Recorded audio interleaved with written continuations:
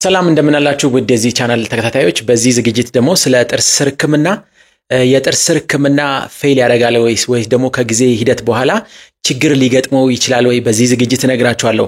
በጣም ብዙ ሰዎች ወደ ጥርስ ሕክምና መጥተው የጥርስ ሕክምና ተሰሩ ስንላቸው አይፈልጉም።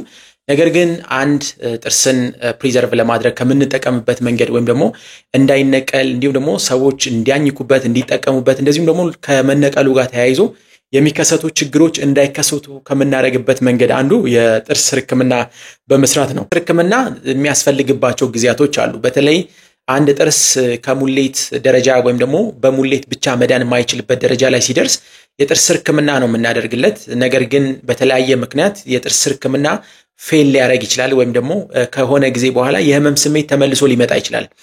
የስር ሕክምና ወይም ደግሞ የጥርስ ሕክምና የምንለው የሕክምና አማራጭ የክራውን ክፍሉን ወይም ደግሞ የጥርሱን የላኛውን ክፍል ቀዳዳ በማበጀት ወደ ታች በመግባት ምናከምበት መንገድ ነው። ይሄ በተለይ አንድ ሰው በተለያየ ምክንያት እንደምትመለከቱት እንደዚህ የጥርስ መቦርቦር ከደረሰበት ወይም ደግሞ ቀዳዳ እንደዚህ ከተፈጠረ ወደ ታች ወደ ጥርሱ ስር በተለያዩ መሳሪያዎች በመግባት ወይም ደግሞ ታች ድረስ በመሄድ የጥርሱን ስር ወይም ደግሞ እንደምትመለከቱት የጥርሱን ታች ድረስ ማጽዳት ነው። ይሄ በተለያየ መንገድ ነው የሚሰራው፣ በኬሚካል እንደዚሁም ደግሞ በተለያዩ ዲቫይሶች ወይም ደግሞ ኢንስትሩመንቶች ሙሉ ለሙሉ ነርቡን ከዛ ቦታ ላይ እናወጣለን። እንደዚሁም ደግሞ ነርቡ ከወጣ በኋላ ካናሉ ወይም ደግሞ የጥርሱ ስር ሙሉ ለሙሉ በቁመቱ ልክ ማለት ነው ውስጡ ይጸዳል። እንደዚሁም ደግሞ የተለያዩ ፕላስቲክ ማቴሪያሎች ይሞላል ወይም ደግሞ ይዘጋል።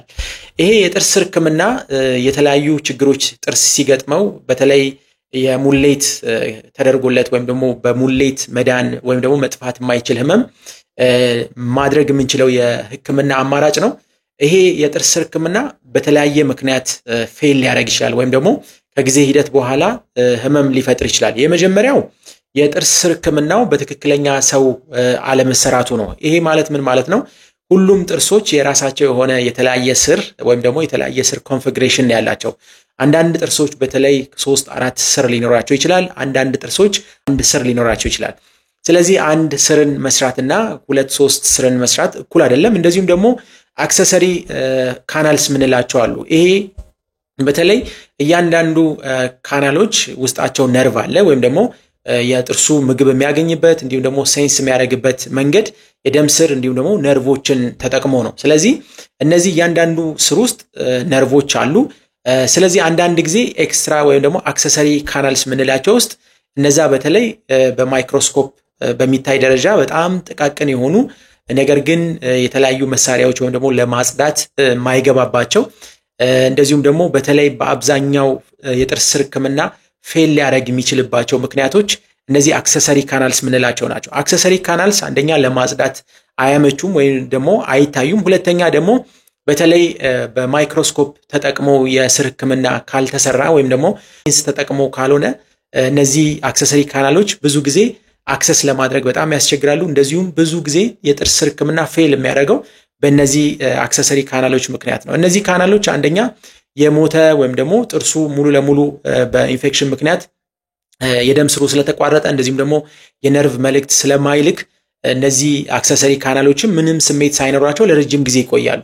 ስለዚህ ከነዚህ አክሰሰሪ ካናሎች ውስጥ በተለይ የሞተ የነርቭ እንዲሁም ደግሞ የሞተ የደም ስር ስለሚኖር በቀላሉ እነዛ ኤሪያዎች ወይም ቦታዎች በባክቴሪያ ይወረራሉ። እነዛ ባክቴሪያዎች በተለይ ጥርሱ ነርቭ ስለሌለ ወይም ደግሞ ሴንስ ስለማያደርግ ምንም አይነት ስሜት ሳይኖር በብዛት በጣም ብዙ ሰዎች በተለይ የስር ሕክምና ካደረጉ በኋላ የጥርሱ ስር እንዲሁም ደግሞ አጥንታቸው ከጥርሱ ስር ጋር የሚገናኝበት ቦታ ላይ በጣም አጥንታቸው ተበልቶ ትልቅ የሆነ ኢንፌክሽን ኖሯቸው ይመጣል። በአብዛኛው እነዚህ ሰዎች የህመም ስሜት የላቸውም ወይም ደግሞ ህመም አይሰማቸውም።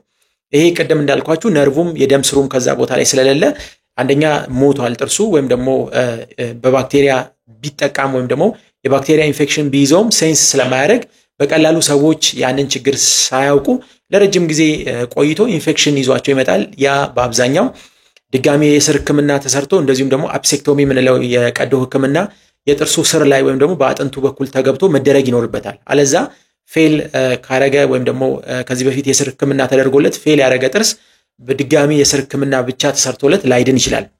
አንደኛው እሱ ነው። ሁለተኛው ደግሞ አንድ ጥርስ ስር ሕክምና ከተደረገለት በኋላ ሁሌም የክራውን ወይም ደግሞ ከላይ አርቲፊሻል ጥርስ መሸፈን አለበት። ይሄ በብዛት በተለይ ሰዎች የጥርስ ሕክምና ከተደረገላቸው በኋላ በፊት ወይም ደግሞ ጥርሱ ሳይታመም በፊት እንደነበረው ጥንካሬ አለው ብለው ያስባሉ። ነገር ግን አንድ ጥርስ የስር ሕክምና ከተደረገለት በኋላ አንደኛ የደም ስሩ ከዛ ከስሩ ላይ እንዲቋረጥ ይደረጋል።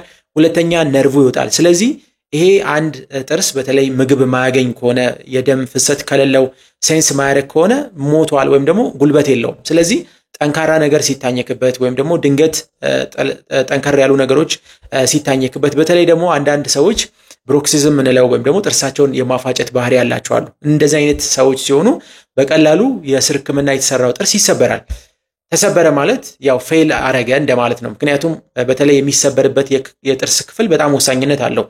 በአብዛኛው የጥርሱ ክፍል ከተሰበረ ጥርሱ ወይም ደግሞ ሌሎች የሕክምና አማራጮችን መቀበል የማይችል ከሆነ በተለይ እንደ ፖስት ብለን የምንጠራው አለ።